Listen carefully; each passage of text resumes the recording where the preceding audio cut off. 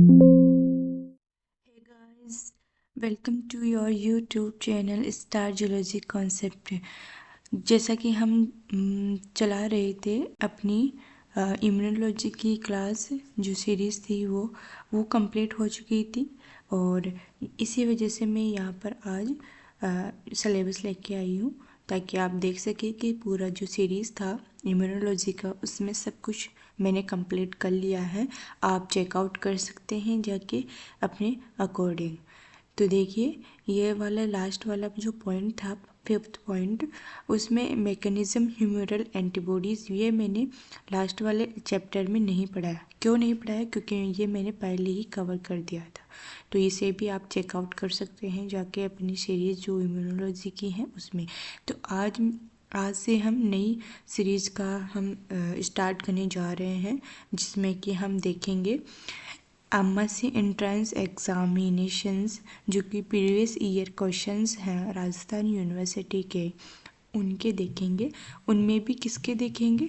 Immunology section के देखेंगे, है ना। शुरुआत से देखेंगे जहाँ से मेरे पास क्वेश्चंस उपलब्ध हैं, वहाँ से हम देखेंगे। तो सबसे पहले मेरे पास 2012 के PYQs हैं, प्रीवियस ईयर क्वेश्चंस हैं, तो हम यहीं से देखेंगे। और आप भी अंदाज़ा लगाना कि जितना मैंने पढ़ाया है उसमें से ही जो है लगभग सारे क्वेश्चन बन रहे हैं। तो इम्यूनोलॉजी इतना कठिन नहीं है, बस आप जो पढ़ाया जा रहा है उसको पॉइंट टू पॉइंट याद रखिए, ठीक है। तो देखिए, आइए चलते हैं आज के लेक्चर की तरफ। तो फर्स्ट जो हम देखेंगे 2012 के क्वेश्चन देखेंगे, जो कि इम्यूनोलॉजी सेक्शन में पूछे गए थे Rajasthan university MSc entrance examination के अंदर, ठीक है। और मुझे पूरा यकीन है कि आप में से किसी न किसी स्टूडेंट या विद्यार्थी द्वारा MSc entrance exam Rajasthan university का अगले जो साल है वो देंगे, ठीक है। क्योंकि आप अगले साल तक जो है एलिजिबल हो जाएंगे, क्योंकि आप अभी सेकंड ईयर में हैं। तो एग्ज़ाम लगने के बाद में आप थर्ड ईयर में जाओगे। थर्ड ईयर के फाइनल जो एग्ज़ामिनेशन है, आप वो तब एमएससी के जो है एंट्रेंस एग्ज़ाम दे सकते हैं। तो चलिए आगे बढ़ते हैं। तो तब देंगे, तो अभी से आपको तैयारी अपनी स्टार्ट कर देनी है। तो देखिए, फर्स्ट क्वेश्चन इसमें आया था 2012 के पेपर के अंदर। फर्स्ट था सेकेंडरी लिम्फोइड ऑर्गन आर, द्वितीय लिम्फोइड अंग होते हैं। देखो, मैंने हिंदी और इंग्लिश दोनों में ही रखे हैं यहाँ पर, ठीक है। तो आप देख लीजिएगा इसका आंसर, और इसका आंसर मैं बताऊंगी क्वेश्चन पढ़ने के बाद में। तो आप, अगर आपको क्वेश्चन सॉल्व करने हैं तो आप पॉज करके वीडियो और फिर आप उसके आंसर जो है अपनी कॉपी के अंदर नोट कर लीजिएगा कि ये है मेरा आंसर। फिर मैं बताऊंगी जैसे ही जो सही क्वेश्चन का आंसर है, तो फिर आप मैच करिएगा अपना आंसर मेरे आंसर से, ठीक है। तो अगर सही आता है तो उसको सही मार्क करिए, अगर गलत आता है तो उसको गलत टिक करके उसके आगे यूँ लिख दीजिएगा कि ये मेरा गलत हुआ है और मुझे इसको याद करना है, सही करना है, ठीक है। इस कॉन्सेप्ट को याद करना है, इसको सही करना है, ऐसा लिख दीजिएगा। और पूरे जो सेशन है इसमें ऐसे ही आप जो है करिएगा, ताकि आपका जो है आपकी जो स्टडी है उसका लेवल आप खुद को पता चल सके, ठीक है। और फिर आप उसी के अकॉर्डिंग आप जो है प्रिपरेशन स्टार्ट कर दीजिएगा। चलिए, तो इसमें बोल रहा है कि जो सेकेंडरी लिम्फोइड ऑर्गन है उसका अंग है। तो ऑल ऑफ, मतलब कि आपको यूँ बताना है कि अपन ने पढ़ा था ना primary lymphoid organ, secondary lymphoid organ, तो आपको इस ऑप्शन में से सेकेंडरी लिम्फोइड ऑर्गन को छांटना है। तो देखो, फर्स्ट है spleen, second lymph node, tonsils, और डी है ऑल ऑफ दी अबाव। तो ये देखो, सारे की सारी आपको मैंने बताए थे सेकेंड लिम्फोइड ऑर्गन के बारे में। और ये जो लेक्चर था वो था ना, दोनों में लिम्फोइड ऑर्गन का अलग से ही एक लेक्चर था, उसमें आप जाके देखेंगे तो यूँ का यूँ ही बता रखा है। तो देखो, ये क्वेश्चन तो वहीं से उठ के आ गया, है ना। तो इसका आंसर हो जाएगा डी, और इधर भी देखो द्वितीय लिम्फोइड अंग होते हैं, तो इसका आंसर हो जाएगा डी। प्लीहा भी होता है, लसिका ग्रंथिका होती है, टॉन्सिल होती हैं, ये सभी के सभी होते हैं। तो नेक्स्ट क्वेश्चन की तरफ बढ़ते हैं हम। तो नेक्स्ट क्वेश्चन में हम देखते हैं second question, complement system is, मतलब कि पूरक तंत्र है ना। तो पूरक तंत्र क्या है, तो कॉम्प्लीमेंट सिस्टम है made up of 9 component. It can form holes in cell. It become destroyed at 56 degree centigrade. तो आप बताइएगा कि पूरक तंत्र कॉम्प्लीमेंट सिस्टम क्या होता है। तो मैंने ये भी बताया था कि ये जो है वो बहुत सारे प्रोटीन से मिलकर बना होता है, जिसमें 9 कंपोनेंट्स होते हैं, ये भी ठीक है।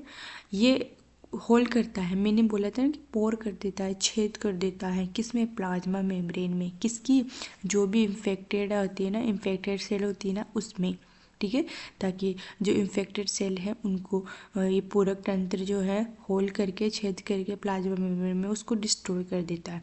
लेकिन यदि टेम्परेचर अगर इंक्रीज कर दे अपन, तो जो ये कॉम्प्लीमेंट सिस्टम है वो एक जगह न रहकर डिस्ट्रॉय हो जाएगा, मतलब कि 56 टेम्परेचर पर ये डिस्ट्रॉय हो जाएगा, या इससे अबाव वाले टेम्परेचर पर ये डिस्ट्रॉय हो जाएगा, मतलब ज़्यादा टेम्परेचर नहीं करना है, ठीक है। अगर कॉम्प्लीमेंट सिस्टम एक्टिव है तो ज़्यादा टेम्परेचर नहीं रखना। तो इसका आंसर हो जाएगा D, all of the above हो जाएगा इसका आंसर। इधर देखो, हिंदी में भी देख लेते हैं। 9 प्रकार के अंशों से बना होता है, यस बिल्कुल सही है। पूरक तंत्र 9 प्रकार के अंशों से बना होता है, ठीक है। यह कोशिका में छिद्र कर देता है, ये भी ठीक है। यह 56 डिग्री सेंटीग्रेड पर निष्क्रिय हो जाता है, ये भी ठीक है। क्योंकि देखो पूरक तंत्र क्या होता है, प्रोटीन होती है, ठीक है, प्रोटीन से ही तो मिलकर बना होता है। 9 कंपोनेंट क्या है, प्रोटीन के ही कंपोनेंट है 9। अब आपको ये पता है कि जो प्रोटीन्स हैं वो ज़्यादा टेम्परेचर पर डिग्रेड हो जाती हैं, नष्ट हो जाती हैं, ज़्यादा टेम्परेचर करते हैं ना, उसके अंदर जो बंद होते हैं वो टूट जाते हैं ज़्यादा टेम्परेचर पर, ठीक। तो देखो अगर प्रोटीन टूट जाती है ज़्यादा टेम्परेचर पर, तो ये कॉम्प्लीमेंट सिस्टम भी तो प्रोटीन से ही बना होता है, तो ये भी नष्ट हो जाएगा, डिस्ट्रॉय हो जाएगा। तो सिंपल सा इसका आंसर डी हो जाएगा, सभी के सभी सही होंगे।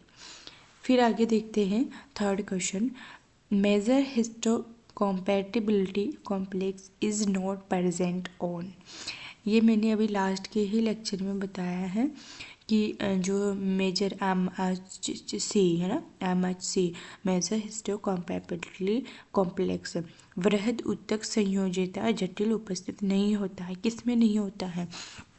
अब देखिए हम यहाँ पर इम्यून सिस्टम की बात करें तो इम्यून सिस्टम के अंदर T सेल आती हैं, ये हो जाएगी, B सेल आती है, ये हो जाएगी, मैक्रोफेजेज आती हैं, ये हो जाएगा।